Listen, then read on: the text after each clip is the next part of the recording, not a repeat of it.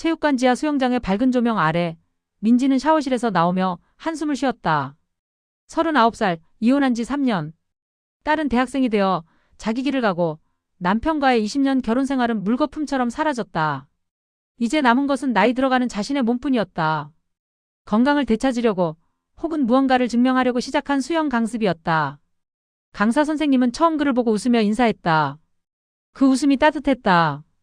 수영장의 파란 물은 깨끗했고 몸을 담그면 세상의 무게가 조금씩 떠내려가는 기분이 들었다. 오늘도 민지는 물속으로 들어갔다. 누군가의 아내도 엄마도 아닌 그저 자신으로 돌아가는 순간이었다. 준호는 흙탕물 같은 세상에서 깨끗한 것을 찾으려 수영장에 왔다. 28살의 그는 취직에 실패하고 연애는 자존감을 잃게 했고 가족 간의 갈등 속에서 수영 강습을 신청했다. 몸을 움직이면 마음이 덜 아프다고 생각했다. 자유형 수업 중 같은 조가 된 여성을 처음 봤을 때 준호는 자신도 모르게 그녀를 봤다. 단정한 수영복 차림으로 묵묵히 동작을 따라하는 여성. 그녀가 한 번 쉬며 숨을 고를 때 준호는 자신도 쉬었다. 수영장 밖에서라면 이런 일은 없었을 것이다. 나이 차이, 신분의 차이, 세상이 만들어 놓은 벽들이 수영장 물속에서는 모두 녹아내렸다. 그냥 같은 물속에서 헤엄치는 두 사람일 뿐이었다. 자유형 발차기가 조금 힘들어 보이시는데 코어에 힘을 주고 해보세요. 준호가 먼저 말을 걸었다. 수업 후 샤워실 앞 벤치에서였다. 민지는 고개를 들었다. 낡은 수영복, 촉촉한 머리칼, 피곤한 눈빛. 하지만 그 눈빛은 살아있었다. 아, 네. 고마워요. 그렇게 시작된 대화는 길어졌다. 일주일에 3번 만나는 수영 강습 사이 둘은 자연스럽게 시간을 맞추기 시작했다. 강습 후 카페에서 따뜻한 음료를 마시며 대화했다.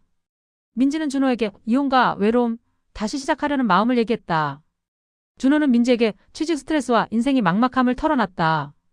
물속에서처럼 이 카페에서도 나이의 벽이 무너졌다. 단지 두 사람이 서로를 필요로 했을 뿐이었다. 3달이 지났을 때 준호는 민지의 손을 잡았다. 수영장 옆 공원의 벤치에서였다. 가을 해가 물드는 하늘 아래 준호의 손은 떨렸고 민지의 얼굴은 빨개졌다. 괜찮아요. 준호의 목소리는 조심스러웠다. 네, 좋아. 민지의 대답도 작았지만 분명했다. 그들은 사귀게 되었다. 세상에서 가장 불가능해 보이는 두 사람이 가능해진 순간이었다.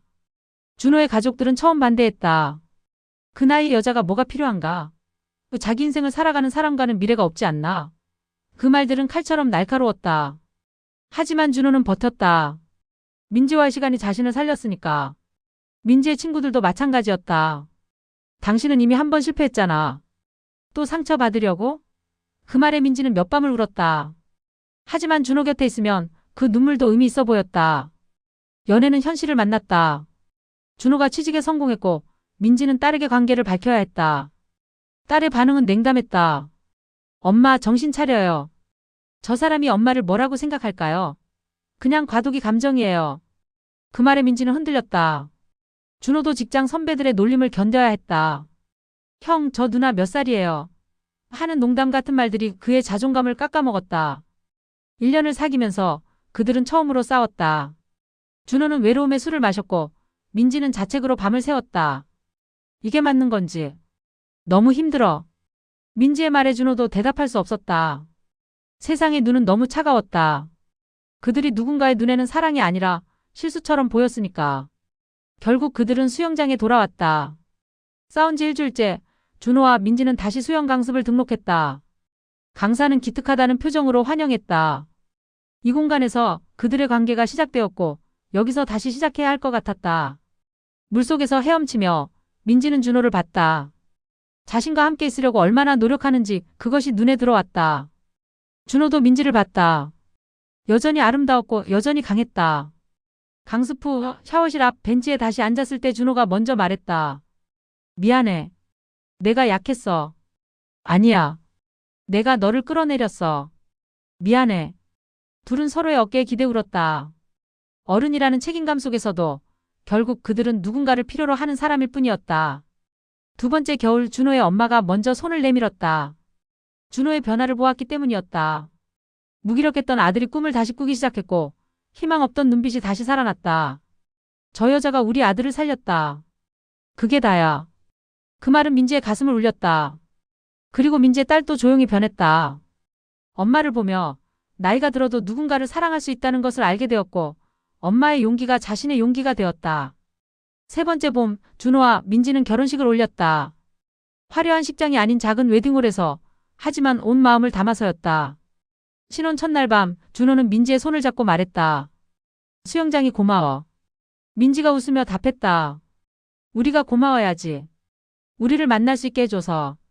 현재 준호는 29, 민지는 42다. 그들은 여전히 수영장에 간다. 이제는 강습을 받는 것이 아니라 함께 헤엄치기 위해서다. 공동으로 아파트를 전세내어 살고 있고 준호는 스타트업에서 일하고 있으며 민지는 재취업을 준비 중이다. 세상은 여전히 그들의 관계에 대해 뭐라고 한다. 하지만 이제 그들은 듣지 않는다. 대신 수영장에 물이 흐르는 소리를 듣는다. 그 안에서 그들은 자유롭다. 나이는 숫자에 불과하고 신분도 과거도 모든 것이 물속에서 녹아내린다. 그리고 세상이 끝날 때까지 그들은 계속해서 그 물속에서 헤엄칠 것이다. 누군가의 눈을 의식하지 않고 자신들의 속도로 자신들의 리듬으로 수영장의 파란 물처럼 맑고 깊고 그리고 끝없이 이어지는 사랑으로